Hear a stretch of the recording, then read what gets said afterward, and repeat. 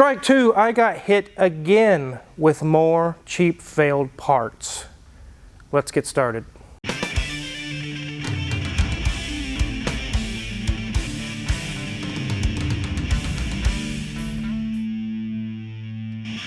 So this one was strike one. You guys remember on this Jeep that we had an engine builder rebuild this engine out of house, and the engine catastrophically failed. There were issues inside the engine other than just the cam and lifters that failed. There were other failures as well. It was kind of poorly rebuilt. And you can see here, this is one of the lifters from the Jeep. It's not even flat anymore. It's completely carved like at an angle. That was one of the major failures on this engine. It also had wrist pin issues and a whole bunch of other issues that have failed just kind of from a poor rebuild. But this cam lifter issue, I talked with Jared from Wrench Every Day and several other guys who are buddies who own shops as well.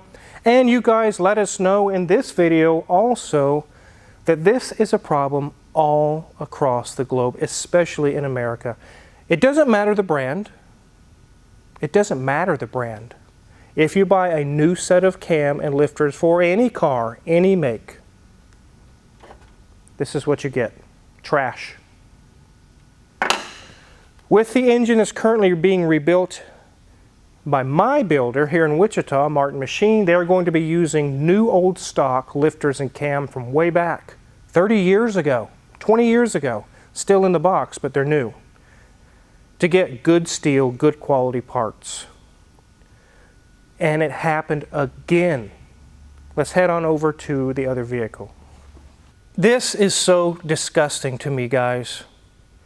Again, we were this close to having the Nova done. This is the 1979 Nova that you guys have seen a video on that came from the Oklahoma Panhandle area that actually was the area of the Dust Bowl.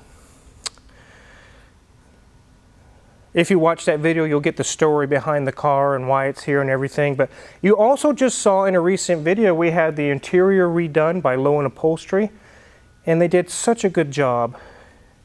We were right at the finish line, and the engine just wouldn't tune right. It would run really rough, idle rough. We tried different adjustments, vacuum leak checks. We just couldn't find anything. The firing order was correct. The timing was dead on. This is, by the way, a 305, a 5-liter 2-barrel engine. And it just struck me again. It said, pull the cam and lifters. I bet the same crap happened all over again. You see, my guy, Martin Machine, rebuilds the bottom end, he rebuilds the heads, and then he gives it to you just like that. He doesn't assemble the engine. He says, you're a mechanic, you can assemble the engine. Which is just fine, because that's what we do. And I purchased a new set of cam and lifters, which we now know is a bad move in today's world. But I hadn't experienced this problem. We hadn't even run into the problem with the Jeep yet. So I said, they're brand new, they gotta be good, right?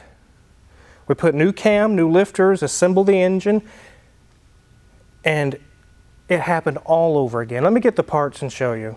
So I got my handy dandy TV cart back from the 80s. You guys remember that in school? It had a TV on it and a VCR.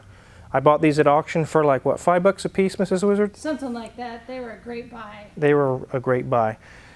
But that's besides the point. With this car, it was getting to the point I was actually starting to get frustrated with Junior Mint. I was like, can you not tune the engine? Do you not know how to do this?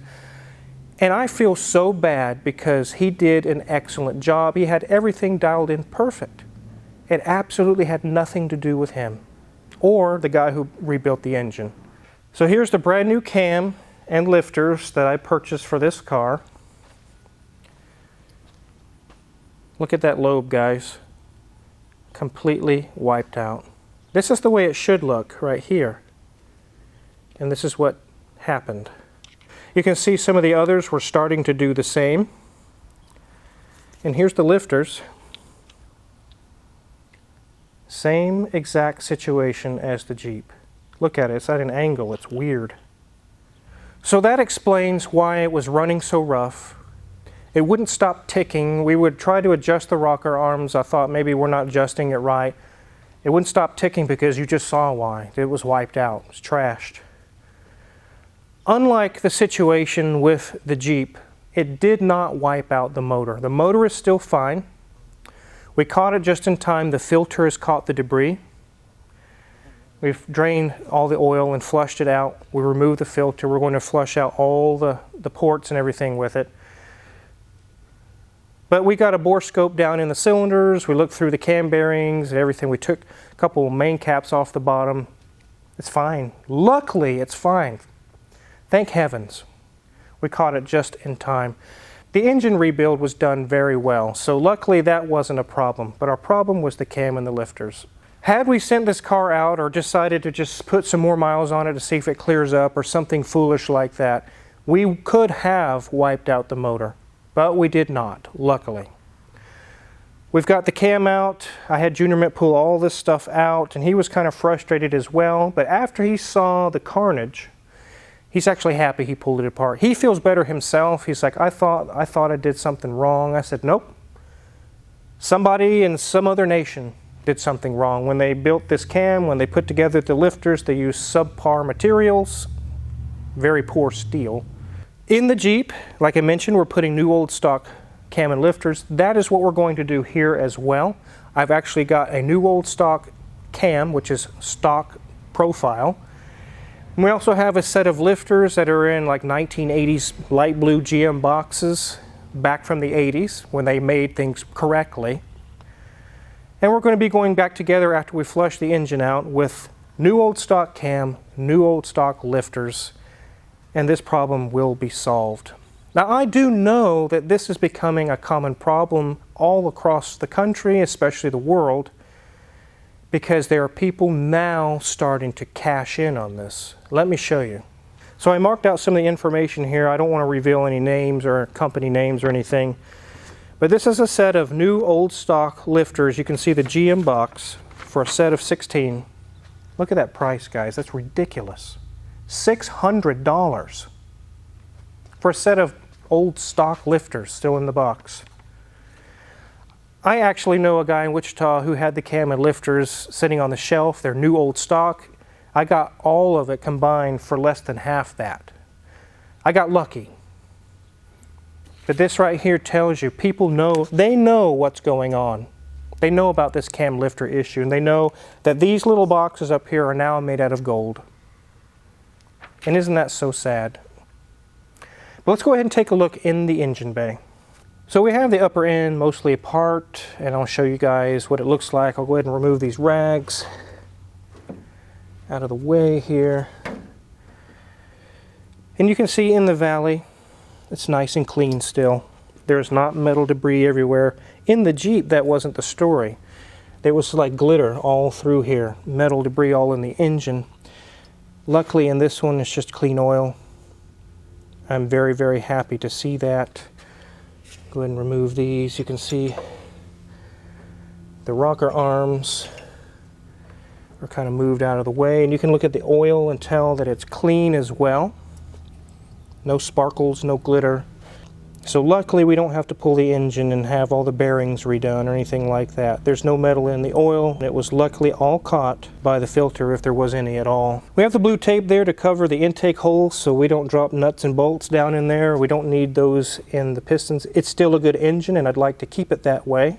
That's why we have rags and blue tape and everything over it. As soon as the lifters and cam, the new old stock parts come in, we'll put this back together. And I am 99% positive that that will make this engine purr like a kitten and run the way it's supposed to run. And then we can do the final assembly on this and finally be done with it. Luckily, this thing doesn't have a bunch of sensors and computers and gadgets all over it. So when we did have to tear it down, it wasn't that hard. It didn't take that long for Junior Mint to get to it. And he did a very good job. Based on what has happened here and on the Jeep as well, and what I hear from Jared from Wrench Every Day and several other mechanic shop owners, I have actually told Crazy D in the office that until this situation is solved by the companies that make cams and lifters, I will not be taking on any jobs that require cam and lifter replacement. Whether it be a 2010 car or a 1950s car, it doesn't matter. We're just not going to be able to do that right now. Neither I or you, the owner of your car, want to put up with this. And 3 strikes, you're out. I don't need another one of these happening to my customers. It really makes me sick to my stomach. I don't like this.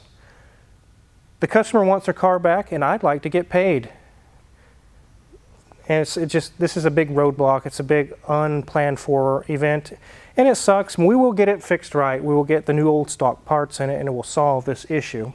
This is a really strange mechanic environment that I work in anymore. As I was coming up as a young mechanic, and even my mentors when they were younger, some of the issues we're experiencing today in a mechanic shop haven't been an issue for the last 10 decades, but since cars were new.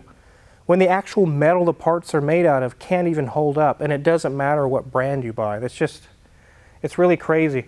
And it's not just cams and lifters, there's all kinds of other parts and things going on. You can't get parts here or there, and it's making it much more difficult to run a shop. I was always able to rely on parts. You know, you order a part, it's new, it works. But that's not so anymore.